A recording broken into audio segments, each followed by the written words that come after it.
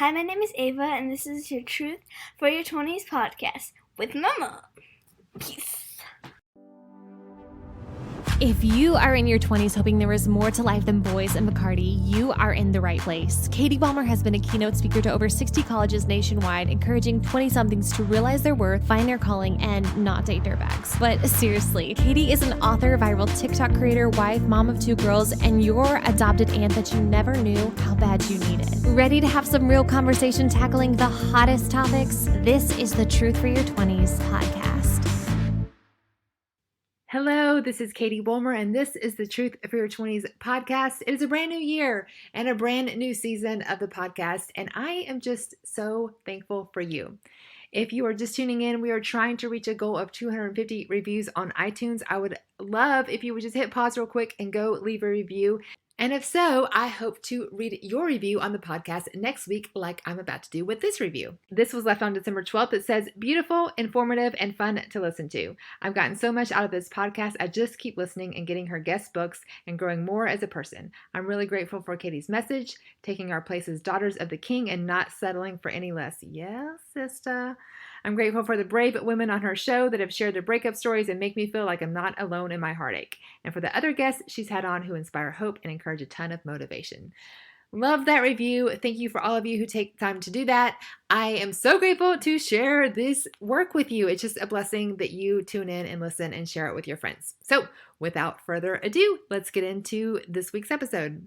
Yay, thank you so much for having me. I am so excited. I adore Katie. I adore what she's doing. I think that it's so important and there's so much purpose and meaning behind it. So I'm very honored to be here. You're the best. Well, Nicole, okay, so obviously follow you on social media. We're TikTok friends, all the good stuff. You have quite the story. I just want to dive in. Like maybe if you could just bring us to actually let's who you are now, and then let's go to baby Nicole. So who is Okay. current Nicole? Current Nicole is quite the mess. No, I'm just kidding. A little bit. A work in progress. Of course. I'm 23, almost 24. I am a believer. I believe in Jesus. I'm a Christian. I love the Lord. I live for the Lord. I'm not perfect, but He is quite literally everything to me, my rock, and really the reason I'm here today.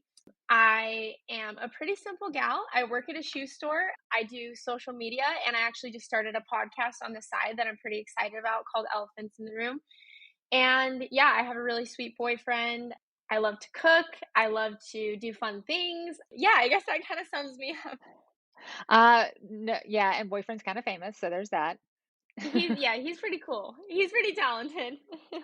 He's a singer-songwriter, and I love y'all's adorable couple. It's just, I always say young Jesus loving couples are like the chai tea to my latte. Like I just love it. And I'm over here in Chattanooga cheering you guys on. So love you guys. All right. So So good. that's what you're up to now. I didn't know you worked at a shoe store. That's so fun. Mhm.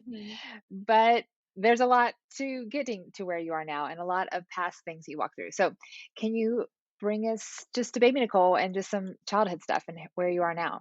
Yeah, absolutely. So it's a long story. It's always hard. I always try to be like, okay, how can I make this not like Yeah. 10 hours long? Like, let me think here. To kind of sum it up and to give you guys a little bit of insight into baby Nicole and kind of my walk through life. I grew up in Utah. I was born in Utah, and I have 4 sisters, 1 brother. One is a half sister, one is a half brother. To say I have a little bit of a unconventional upbringing would kind of hit the nail on the head. I grew up with 2 drug addicts as parents, and just grew up with a lot of dysfunction, a lot of emotional abuse and neglect, and just a lot of hard things, and lived with family on and off for a long time, and was in foster care for a short time. So all the 9 yards as far as childhood. I was actually really, really, really bullied growing up too. I was very overweight growing up, and so it just wasn't the best time when I was a kid. But at the time, I was very unaware, and so to me, it was very normal. I didn't really, understand what was going on, and so that's kind of a little bit into my upbringing. Missed a lot of school, was in truancy court all the time, all the things, and I really, as a kid, my like main priority was to be normal. I really wanted to be normal and I really wanted to fit in. So I would say 90% of the people in my everyday life had no idea what was going on, had no idea my circumstances. I was so embarrassed of, living in a what would be the right word?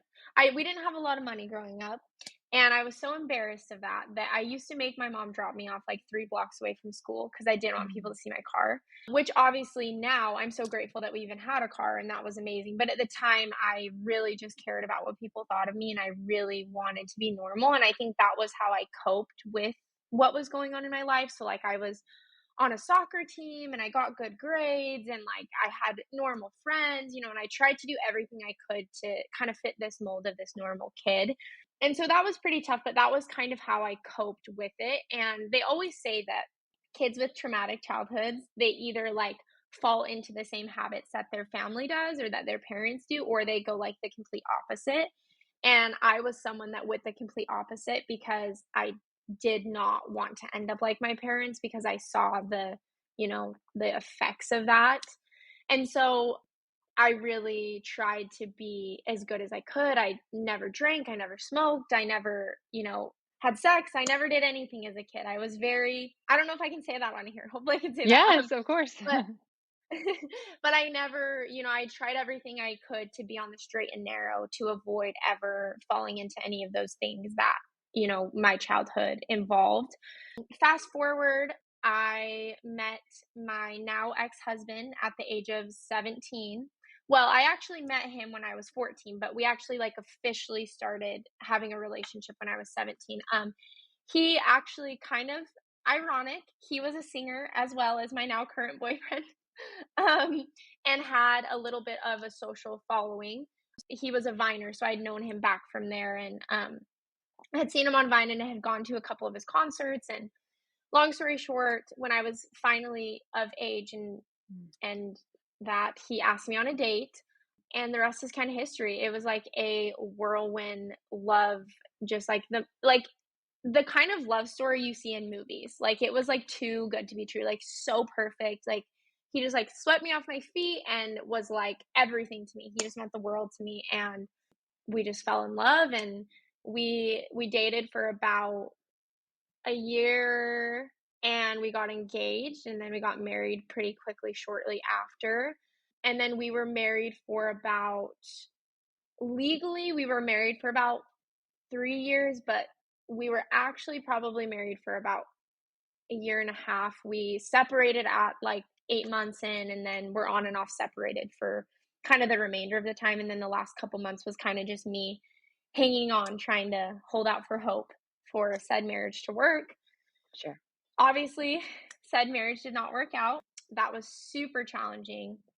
And kind of amidst all of that, the one point I didn't add in is I grew up LDS, I grew up Mormon, so I actually got married in the temple. So I was very devoted to that religion and very devoted to that lifestyle.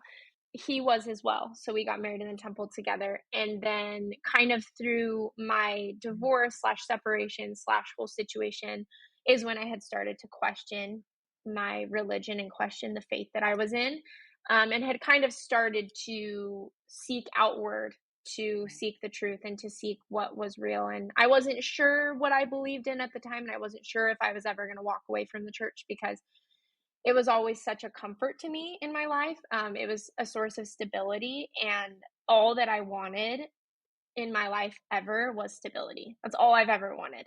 And I think a lot of that results from my abandonment issues from my childhood and whatnot. So it was really scary, but I had started to question the faith, and kind of amidst that, I had a Christian boss at the time who had encouraged me to come to his church. And I was very like, no, I'm not going to come. Like, no, thank you. I appreciate it. I'm a Christian too. And finally, I ended up going because there was someone in his church who had a similar situation to me with their marriage. And I kind of leaned on that person for a little bit of support. So I ended up saying, do you know what? I'll just try it out. I'll go. And I remember when I walked up, to be completely honest, I was scared of the church because I was kind of always taught that crosses weren't something that we should wear or represent. And so the church had a ton of crosses everywhere, and I looked at it and I said, oh gosh, I don't know about this. I was very nervous. And I walked in right after I had gone to my Mormon church service, and I was wearing like high heels and a dress, and everyone was like all dressed casually. And I was like, oh my goodness. And I walked in and I remember I just felt this instant like peace. And it was during worship, and I just saw all these people around me worshiping God, and I was like, wait, maybe these people do love God. Like maybe these people don't have it wrong. Like I expected something scary, and it wasn't. And I remember the first sermon was really amazing, and I was like, wow, that was like really great. He just like opened his Bible and read from it and talked about it. And so at that church service, long story short, I get a Bible. I take that Bible home with me. This is amidst separation, all of that. I was in probably the rock bottom of my life. I was depressed. I was sad. I was isolated. I was mentally very unwell. I was not in a good place. And I took that Bible home with me. And even though the Mormon faith does believe in the Bible, I had never really, really read the Bible fully. And I'd never really put it at my number one, because the Book of Mormon kind of always came before that. So during that really isolated, sad time is when I started to read my Bible. And I remember I was like, it felt like I was a kid learning about Jesus. And I remember like really for the first time in my life, like feeling like I had a relationship with God. When in the religion that I grew up in, I saw God as a vending machine in a sense, where like I would pray to him and be like, hey, like, God, can you help me with this? Or like, can you give me this? Or I would pray to him out of fear, being like, oh, I'm such a sinner and I'm not good enough. And, I feared God in the sense where he felt like some big mystical guy, judge, boss in the sky. Or I looked at him as a vending machine. And then I feel like when I really started to read the Bible, I started to see Jesus for who he truly was. So to wrap that all into everything, I kind of amidst separation and divorce started to develop a relationship with Jesus. And I really felt led to stay in my marriage and to fight and to hold on for hope when really there was no reason to have any hope. And to put it in the best way, it takes two people to be committed for a marriage, and there wasn't commitment on the other end. And so, there really was not a reason to have hope, but I felt like I had the hope of Jesus in my marriage, and I believe that he could redeem it, and I believe that he could, change my husband's heart. And when that didn't happen, it was really challenging, because I remember being really mad at God and being like, why would you, lead me to stay in this situation for another, 2 years or however long it was, for me to just get my heart shattered. But for me, it was really important to walk away from my marriage biblically.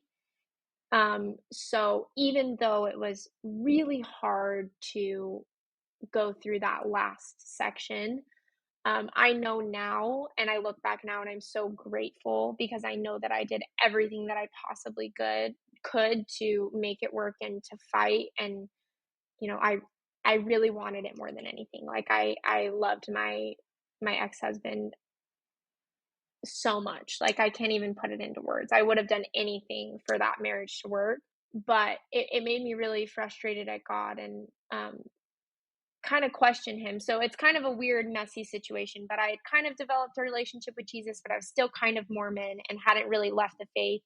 But I also was like, okay, I believe in the Bible, but then my faith was being tested. So it was kind of this whole sticky situation. But through that whole situation, I, developed a relationship with Jesus. I gave my heart to Jesus and surrendered my life to him. And so he would call me a born again. And through that, I realized, okay, I fully believe in the Bible. I believe that the Bible is the word of God. I believe that this is, what I should live by. I believe that this is God. And through that, I was able to see a lot of contradictions within the Mormon teachings and all of that. And that kind of led me into church history and just a lot of layers of that, which I finally got to the point where, again, even though everything in my heart wanted to stay in the Mormon faith because it was comfortable, it was stable, I knew that if I walked away, I would get judged, I would be criticized, I would be less trusted. And I grew up in Utah, so I mean, I'm surrounded by Mormons. Most of my family is Mormon. I'd say 90%, my friends 90%. And so I knew that it would be really challenging to walk away, especially right after getting divorced when I already had everything ripped from me. But I knew that it was the right thing to do. And I knew that that was the truth and what God needed me to do. And so as hard as it was, pretty quickly after my divorce, I left the church as well. And then that just left me and Jesus. And yeah, that's a little bit of my story. I mean, I guess to kind of finish that off, to get to the good side of things, that was the most challenging and terrible time of my life when I was so isolated and so alone and just miserable. And to be frank, like, I didn't want to be alive. And I didn't think there was any hope after that. I didn't think I'd ever find love again. I didn't think I'd ever be okay. I didn't think I'd ever have joy. And God just completely found me in the depths of disaster and just fixed up my heart. And since then, I'm 23 now, so it's been since I've been legally divorced, it's been about 2.5 years, but really since I was actually, because my divorce took about 9 months to process and all that, so it was a long while. But it's been about 3 years post everything, 3.5, and he has just completely transformed my life. And life isn't perfect and I still struggle, but everything that I felt like was taken away from me, God has blessed me with tenfold. And I feel like I'm a completely new person, and I wouldn't have it any other way. I met my boyfriend now of 2 years, and he is ironically a musician as well, which is funny because I used to tell God all the time. I said, listen, I'm never dating another musician. I will never be in this situation again. And God said, funny, you think you're in control. But Yeah. but yeah, I ended up meeting my boyfriend, and he was, I had really deep fears about him. I didn't even want to pursue anything with him because I was so anti-men, and I had been in therapy that whole time. After my divorce, I was alone. I didn't talk to anyone. I didn't date anyone. I was like, I've got to work on me. I've got to heal. I've got to be okay. And I just wasn't okay. And I needed to heal from my heartbreak as well. So I definitely was not seeking a relationship at all by any means. And I did not want one. And I didn't even try to pursue anything. It was one of those things that just kind of happened. And David, my boyfriend now, his name's David Kushner. If you guys heard his music, he's pretty cool. He slid into my DMs and I almost didn't message him back, but his first message was such a good pickup line. I felt like I had to. This is funny, Katie, you'll love this. He said, I can't wait. He said, let's get married and take our kids to church. And I was I was like, okay. He clearly is not a playboy. He clearly has good intentions, but I was also very skeptical. So I was like, okay, that's a pretty good message. So it's actually funny. I messaged him back before I even looked at his profile. And then after I messaged him back, I looked at his profile and I saw that he had 1 million followers on TikTok. And I was like, oh, red flag. I'm out of here. No way. And so I pretty much kind of casted him out before I even gave him a chance. But we ended up continuing to kind of chat a little bit, and then we ended up being in the same place in LA. He was there for music, I was there for work, and he was very persistent and wanted to take me out on a date and hang out with me, and I was very nervous and almost bailed on him like 6 times, but I ended up doing it. And when I met him, he was the absolute opposite of what I thought he was going to be. He was so humble and he was so kind, so gentle and genuine, and he's also a believer and loves the Lord. And I remember that night we first met, we shared our faith with each other. And it was like, we always talk about this moment when they say like, oh, love at first sight, which I don't know if I necessarily believe in, but like, we were sitting there and I had shared a little bit of my story. He had shared his. And I remember we looked at each other and it like time stopped and it just felt like the spirit was just like there with us. And like since then, the rest is history. My sweet boyfriend, poor David, has had to go through a lot. I have a lot of trust issues. I have a lot of trauma, and he's had to be really, really patient with me and understanding. And he has been so, so patient and understanding. And so I credit, our relationship success to the Lord, obviously, as well as our therapist. That's amazing. When he first came home to meet I was living with my sister and brother-in-law at the time, which is close family to me because my parents aren't super involved. Like on our first date before we started dating, I took him to my therapist and I said, "Is he good? Is he okay? Is he a nice guy?" And she said, "Yeah, I really like him and I think he might be the one." And when my therapist said that, I was like, "Okay, all right, that's a good sign. We're in Yay. the clear." And we've had our ups and downs. We're not perfect, and neither of us are perfect Christians either, but we love the Lord, and that's always what it comes down to is he has a relationship with the Lord. I have a relationship with the Lord, and um, you know, that's always what has kept us together and kept our relationship, good and wholesome. So, anyways, that's a long story, but that's my story. I love it. I love every bit of it. We have talked a few times on this podcast about getting together and sharing a meal with people. There's something just magical that happens about opening your home, opening your table, and sharing a meal with those that you love or ones that you want to love, or creating a community wherever you are. And I found a company that makes that possible. It is Feastbox. For about $10 a meal, you can have barbecue or Mexican or Italian. There's all kinds of different choices. And the incredible thing about Feastbox, not only are you serving those around your table, with every purchase of Feastbox, you are also donating a meal to a family in need. How cool is that? Also, listeners of the Truth for Your 20s podcast get $40 off their first purchase. So check the link here in the show notes of this episode. Feastbox helps you plan a wonderful meal and creating community right where you are, and also bless a family in need. I wrote down a few things that I wanted to like revisit because Yes.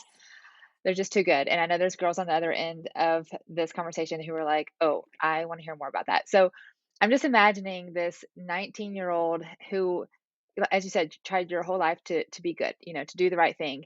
And I think from what it sounds like, that was very much behavior modification. You probably heard it said like behavior modification versus heart transformation.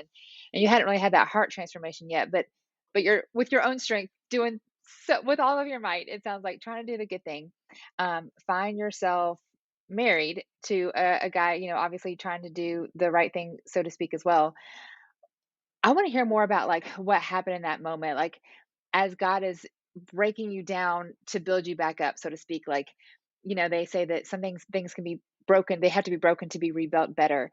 And I feel like there was just so much happening in that time internally as you realizing your heart is being transformed versus just quote behaving, you're being transformed.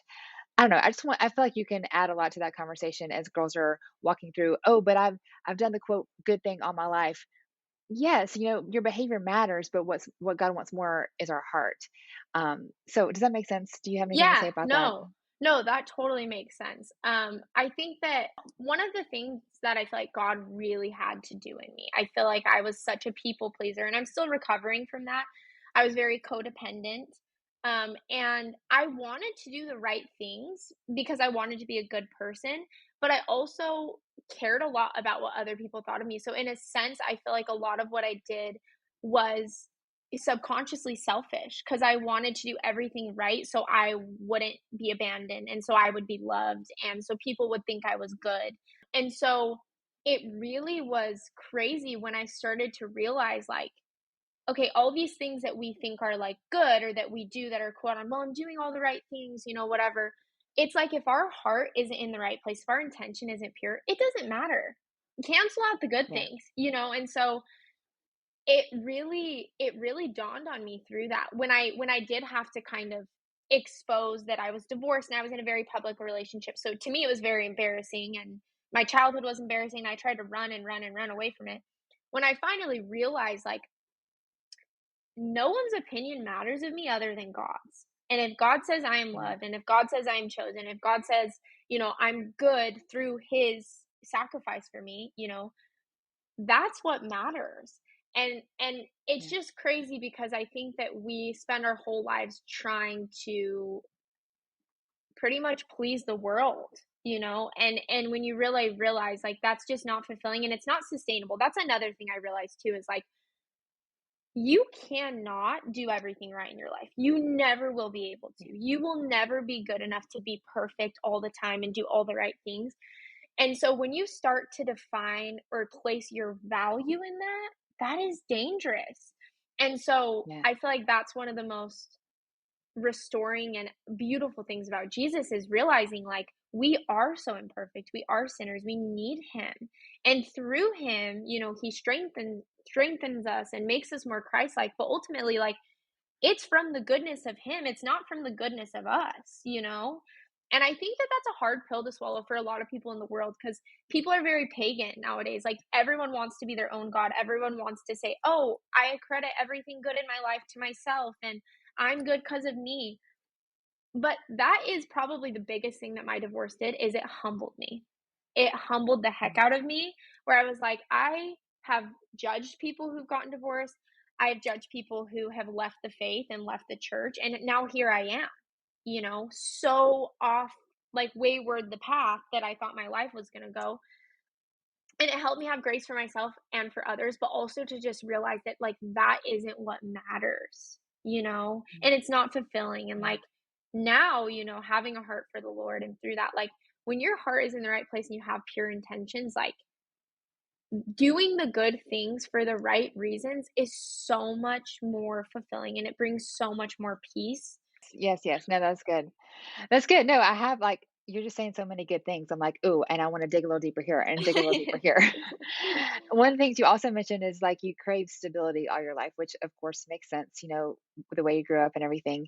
And then I just imagine you're already adorable, but you're like 19-year-old, like just you probably had cute little chubby cheeks, and you're like trying to do all the right things, and you're like, okay, I am going to get married to this, good guy. We're gonna everything's perfect, perfect, perfect, and then that gets ripped away from you publicly. You mentioned that, but that's a big deal. I'm sure not only painful, just adds to the pain, and then also leaving the church, like double whammy, like slap you from both sides. I want to unpack that a little bit. Like, how did you pick up the pieces? What were some steps? Did you get involved in a church? Did you get involved with the community? Like, what helped build you back up? Well, that's actually a hard one. It's kind of interesting because looking back now, I think there's different things that I could have done better. But to be completely frank with you, like, when that all happened, I was very isolated. And I think part of the reason was, I was really scared of judgment. And I knew how, like, unwell I was with myself, that I felt like I couldn't. I think it was kind of that subconscious need to, like, be perfect, and you can't go to people broken and you can't represent yourself broken. So instead I was like, I'm just going to hide away. Like, people can't see me like this. I'm not okay. And it was really hard for me to be in social settings during that time. Like, I missed so many family events, so many friend things. I just couldn't go. I just couldn't stand being around people. And, like, obviously looking back now, I wish that I would have let people in sooner, and I would have used my community. I would have let my family and my friends in, let a church back me, let people back me. But at the time, to me, it felt like, you know, I just have to do this alone. And so eventually I did let people back in. And I think something so important is, even if you're not okay, communicating that with family, friends, and saying, hey, do you know what? I'm going through something really hard. I don't feel like myself. I'm not in the best place, but I need your love and support. I need you there for me. I think that's so important. And I actually touched on this on my last podcast episode, but one thing that I did that I wish I didn't do, that did eventually help me build myself back up, was I robbed myself of the moments of joy that I could have amidst the heartbreak and amidst the destruction. Instead of having those good moments and being like, oh my gosh, I can be happy. I just had a really fun night with friends, or I had a really great night with family, or, oh, I just, had this really great discussion with God with this person. Instead of letting myself be happy in those moments, I robbed myself of that because I was like, ugh, but I just have to be sad right now. I just have to be sad and I'm just Mm. in this bad place, you know? And so eventually I was able to get out of that. But to kind of sum that all up, I didn't surround myself with community in family or church wise for it took me a while to get there because I was also very burned by the Mormon church. I felt like that I was very anti church in a sense for a while. Like I was very much like, give me the Bible and give me nothing else. Like I don't want anything else. And obviously now, you know, I think community is important. I think that community can also be found outside of a church with other believers, you know, connecting with people. But yeah, to kind of say what built me back up, therapy was a really big thing, super important to me. I felt like it helped a ton. Obviously, I believe God is the ultimate healer, but I do think that, you know, he gives us different resources. And if you can find a good Christian therapist, I feel like that really helps. So my therapist helped me a ton. And then the other thing I would say, I know this is like cliche, but I like really spent a lot of time dating myself. Like I started to take all of my time and my energy and focus it on the Lord and on me. So who is Nicole? What does Nicole like? What does Nicole value? You know, what activities bring me joy? What things fill me up? You know, and so I spent a lot of time working on filling my cup back up and doing things that would help me, you know, so spending time reading the word, spending time worshiping, going to church, you know, surrounding myself with other believers, exercising, eating good foods, doing fun activities, you know, going out on coffee dates by myself. Like I spent a lot of time just with me. And I think I needed that because I think I needed to learn how to love myself the way that I loved others. Mm. Yeah, ultimately, I think those were the two biggest things were like therapy, spending time with God, learning about God, reading his word, and also like letting my community in. So family, friends, people, and letting them help me. And then also just diving into passion and purpose. Like I don't have it anymore, but I had started a small online boutique at the time and it was really fun for me. And so I think that, yeah, just like jumping into your purpose, spending time with the Lord, spending time dating yourself, spending time doing things for you, and then also surrounding yourself with a community, whether that's through church or, you know, friends and family. And so those were some of the things that that I think really helped me get out of that place, if that makes sense. Yeah, yeah, that's awesome. I'm putting you on the spot, so we can cut this out if you want me to. But something that I hear a lot through Instagram or whatever, actually, a few girls have booked me through mentoring. It's something you walk through, and that is dating after a divorce or trying to communicate that purity is important to you after a divorce. And Mm-hmm. a lot of, guys, at least the girls I've talked to, guys will be like, whatever, you're not a virgin, like whatever, like who cares? And Mm-hmm. it has been really hard to the girls I've talked to trying to date, trying to communicate their values post divorce. I just want to see if you have any things you can share in your in Yes, your journey with yes. that. I'd love to. Yeah, it's obviously kind of an interesting dynamic when you come from divorce because you're not a virgin, obviously.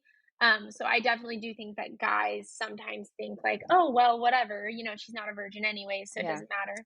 I think that I know this sounds so simple, but I think that the biggest thing is finding someone who is equally yoked. Like, if you are going after guys who don't love the Lord and aren't chasing after the Lord, like, they're not gonna have that be a priority to them. And like men are Right. weak. Like men are well, okay, yeah. No, I feel like men are a lot weaker in that area than women. They don't have the same sexual intelligence. It's like a total Right. thing. Like women pay a higher price for sex, so we just are like way more cautious because we're just Totally. biologically.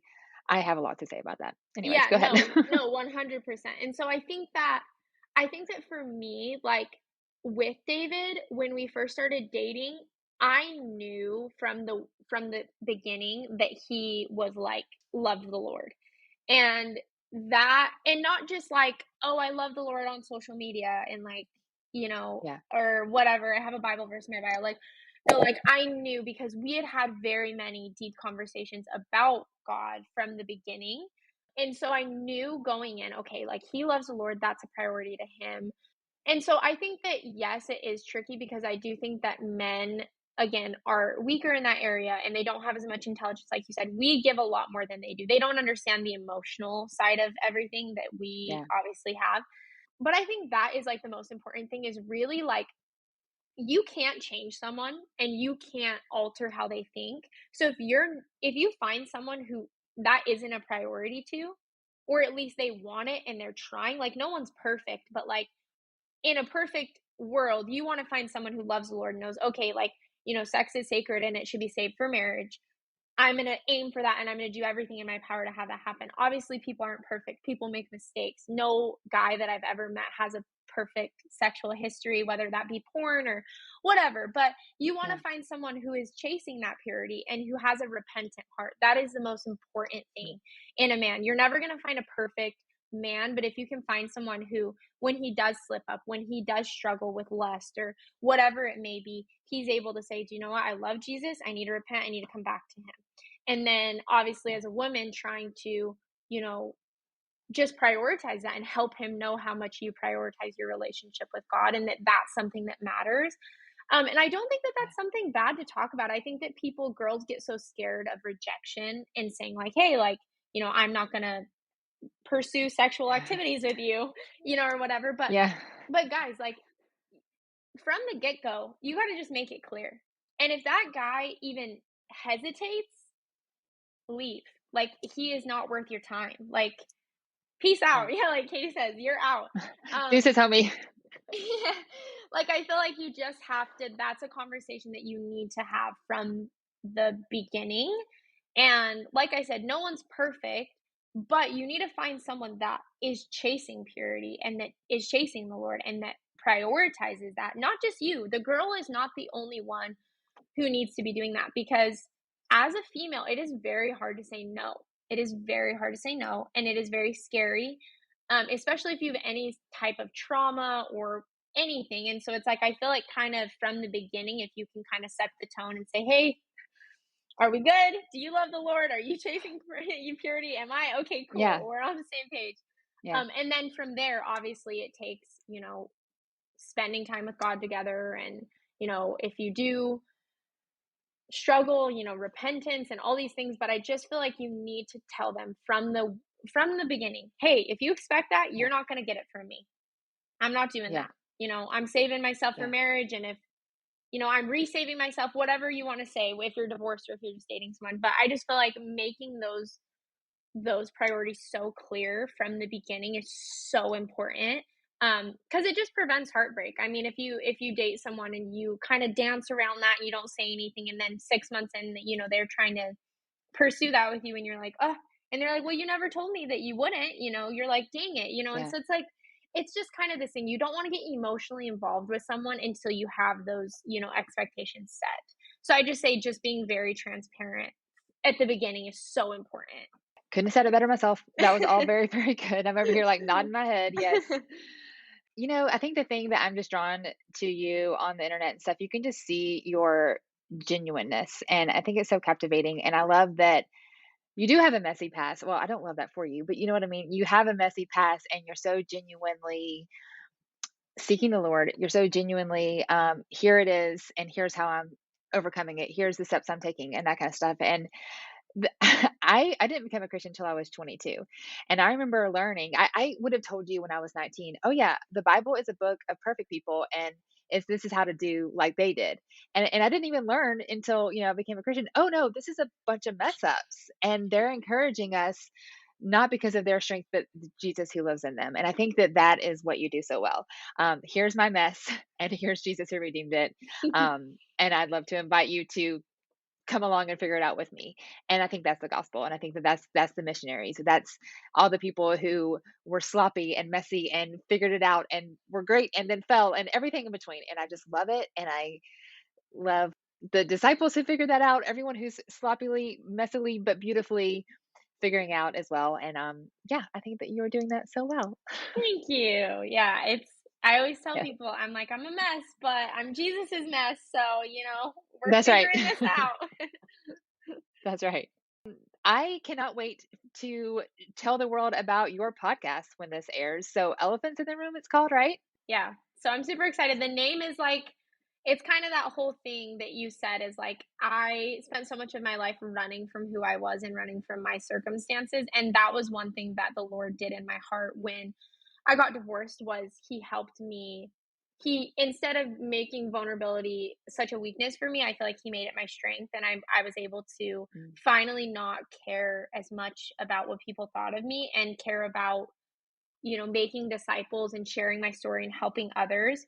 Because that was one thing when I was going through everything that I went through, I didn't have someone that I felt like was honest about that. Like I felt so isolated because there wasn't anyone that I knew that had a similar story or was open about it. And so I think that that's a purpose in my life is like just helping people see like, hey, like doesn't matter where you came from, what you've been through, what you've done.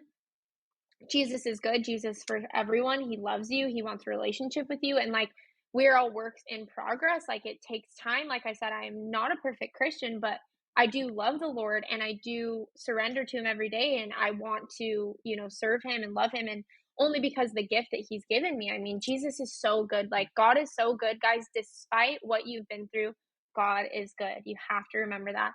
And so, yeah, to wrap it up, Elephants in the Room is my podcast name is kind of like, what are the things that no one talks about? What's the elephant in the room? Let's talk about them. I love it. It's adorable. And you have a gift of talking about that kind of stuff with Grace. I can't wait to tell everyone about it. I hope that you get a ton of downloads. Thank you. Yeah, Katie, you're amazing. Thank you so much for having me on. I'm seriously so honored. And what Katie does, guys, is so special and it's so important. And it's advice that we really need as young women. Like it is hard dating. It is hard figuring it out and being a Christian amidst all of that with like the world and with how men are and with how the standards are. And I mean, even how women are, like it is just really tricky. And so, I'm so honored to be on here and I'm so grateful. And yeah. Oh, you're the best. We're going to put all your links on the show notes. So make sure you give her a follow, tell her she's cute, and to keep making TikToks because you're killing it. Thank you so much. Well, thank you for having me on. problem. Like I said, you're amazing. I hope you enjoyed this episode. And if you do, I would love it if you share it on your social. Take a screenshot and give me a tag at Katie Bulmer Life, and I will definitely respond and thank you for what you do. And if you're new to the podcast, make sure you scroll back. There are over 100 episodes interviewing experts and 20-somethings and everyone in between, unpacking all the truths for your 20s. Thanks for being here, you guys.